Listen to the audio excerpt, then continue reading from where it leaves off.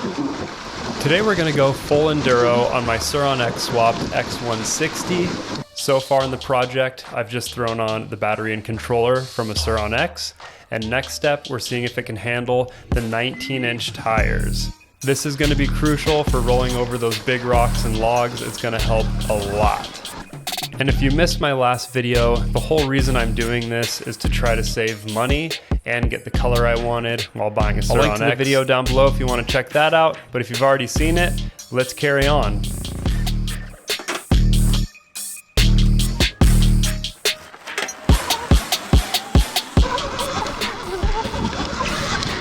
All right, today I'm gonna put this motor through the ringer, make sure it's the same, and we're gonna see how the 19s feel on the stock suspension. Because maybe, if you're not very tall, these will be plenty for you. But we're about to find out. Or heavy for that matter.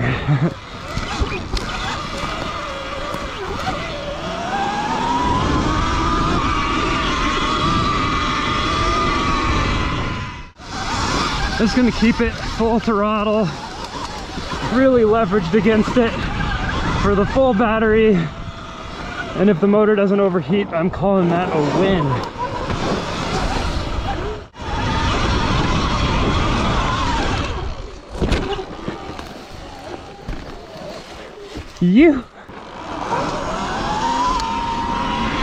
All right, let's overpower this motor and see if we can't cook it.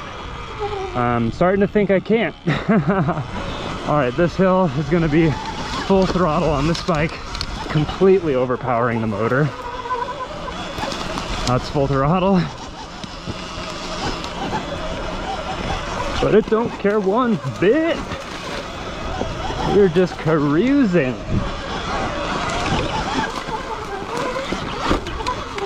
No problem. All right, let's see how these forks do on max weight with 2-inch larger wheels than it was intended for. My guess is they're gonna be fine at like lower speed, hopping over logs and stuff, but not so great at bombing down hills and hitting stumps. I've already bottomed them out once doing that, so if you're like over 150, I'd go dual clamp, or if you're just tough on your bike, it really wouldn't be that much to upgrade. But if you are really light,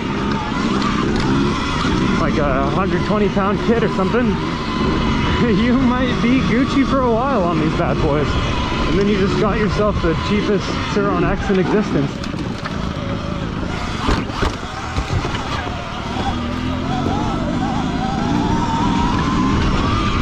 And I am gonna be hard on this motor today and make sure it can hang.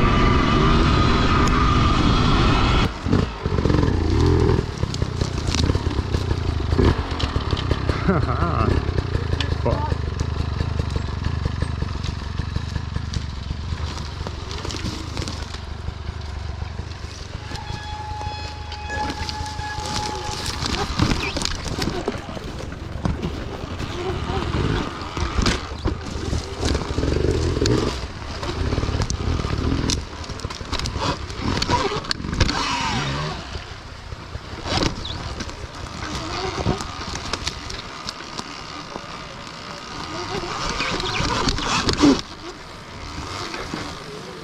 Don't quite have the wheelie over a log last second power I used to have. At least you got a good tire on it. Exactly. It's 60 volt, right? Yeah. So yeah. Yeah, no, I wouldn't. 48 without wheels. No.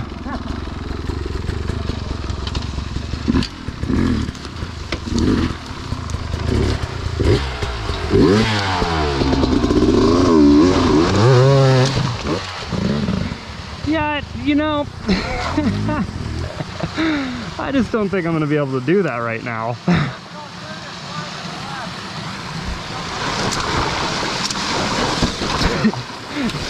Had to at least give it a shot.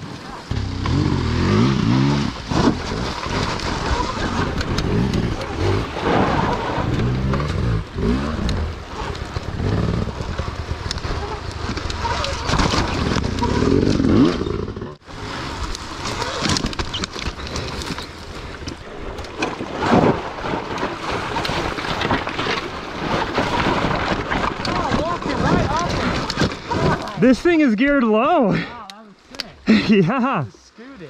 just no problem. These pegs though, when they get wet, I mean, they're already bad enough dry, but Oh yeah. the stock pegs, Yeah, you gotta get the fatter ones. my whole way up here, I was on my balls more than I was on my feet as I kept slipping off. But these little forks, I mean, they feel good out here for just like preloading over logs and stuff. Right, and you got a lower center of gravity too with them. Yep. And the 160 comes with a 58 tooth, so that's cool. Really? Yeah. It's already set up for hard enduro. I know, that saves you 60 bucks. And everyone upgrades their wheels, so you can find stock Surron wheels super cheap. Oh yeah.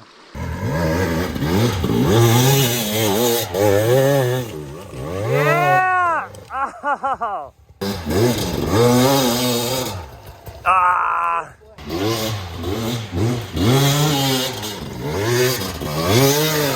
Yeah! I think it gets really steep at the end here.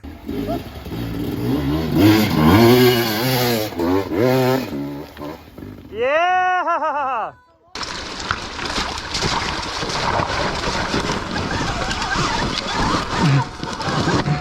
Oh, this is sick.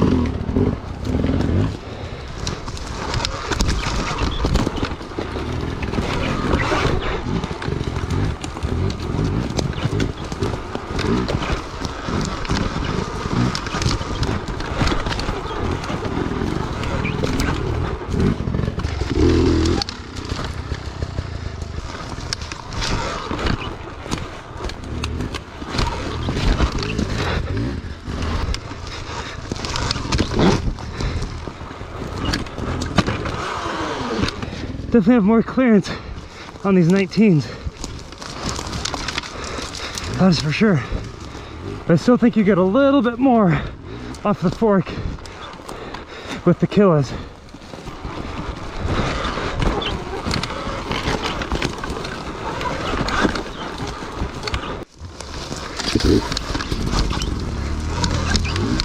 Yeah! Love it!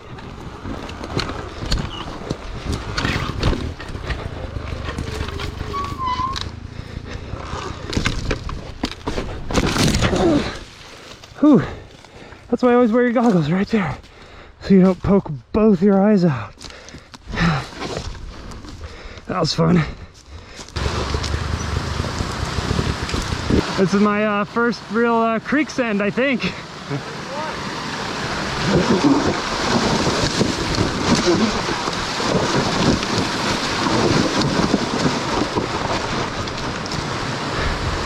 Woo! Not bad at all, I love that.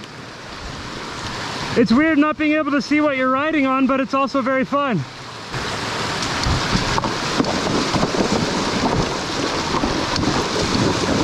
Oh. That was a good one. All in all, I'm really impressed with these little shocks. They really did the trick. Honestly, the shock in the back, I haven't even noticed a difference yet.